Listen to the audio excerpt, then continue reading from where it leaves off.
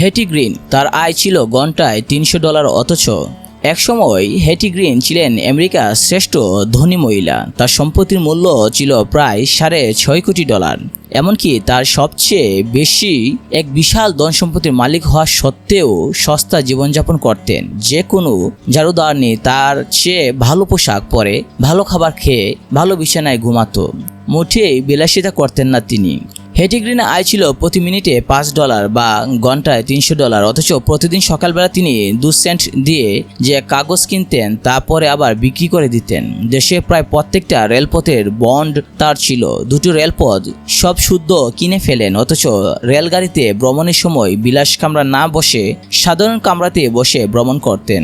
অত্যন্ত নিম্নমানের এবং কম দামে খাবার খেতেন হেটি গ্রিন, কিন্তু তিনি ছিলেন সুন্দরী ও সুস্বাস্থ্যের অধিকারী। 78 বছর বয়সে তার কমনীয় স্বাস্থ্যের গোপন রহস্য সম্পর্কে এক সাংবাদিক জিজ্ঞেস করায় তিনি বললেন, সকালবেলা এক টুকরা কেবল মাংস, আলু ভাজি, এক পেয়ালা চা ও দুধ দিয়ে নাস্তা করতেন। মাংসের টুকরো ও দুধের জীবাণু মারার জন্য সারাদিন ধরে সেকা পেঁয়াজ চিবোতেন। 1893 সালে এক রোদ জলসানো গরম দিনে হেটি গ্রিন বাবার কাছ থেকে উত্তরাধিকার সূত্রে পাওয়া এক গুদাম ঘরে চিলেকোঠায় উঠলেন। টিনের চালের নিচে অত্যন্ত গরমের মধ্যে ঘন্টার পর ঘন্টা বসে রঙিন কাপড়ের টুকরো থেকে সাদা টুকরোগুলো আলাদা করতেন। এক কাজের জন্য খরিদ্দার প্রতি পাউন্ডের জন্য তাকে 1 সেন্ট মূল্য বেশি দিত।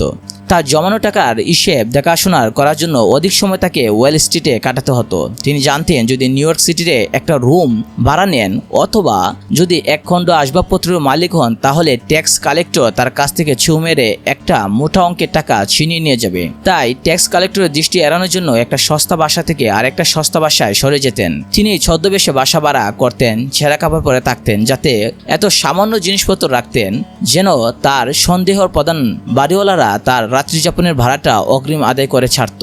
তার এক বান্ধবী তাকে সৌন্দর্য চর্চার প্রসাধনীর জন্য $300 ব্যয় করতে রাজি করালো। তাকে গ্যারান্টি দেওয়া হলো যে এই প্রসাধনী ব্যবহার করলে তার বয়স কম দেখাবে। হেটি গ্রিন নিউ ইয়র্কের কেমিক্যাল ন্যাশনাল ব্যাংকে কয়েক মিলিয়ন ডলার জমা রেখেছিলেন। চেক জালিয়াতির ভয়ে নিতান্ত বাধ্য না হলে তিনি চেকে সই করতেন না। তার ট্রাঙ্ক ও সুটকেসগুলো ব্যাংকে জমা রাখতেন। তিনি একদিন একটি ঘোড়ার গাড়িতে চড়ে ব্যাংকে আসতেন। এর চাকাগুলো খুলে ব্যাংকে দোতলায় উঠিয়ে রাখতেন। হেটি গ্রিন অনেক দিক দিয়ে ছিলেন দয়ালু হৃদয়ের। ন্যাশনাল ব্যাংকে এক দারোয়ান ছিলেন।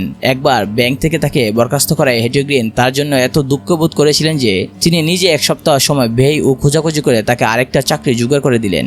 হেটি গ্রিন 81 বছর পর্যন্ত জীবিত ছিলেন। তার শেষ পীড়ায় সেবিকারা সেবা করতে এসেছিল, তাদের সাদা ইউনিফর্ম পরতে দেওয়া হয়নি। তারা রাস্তায় বেরোনোর পোশাক পরত যাতে হেটি ভাবেন যে সাধারণত বৃত্ত।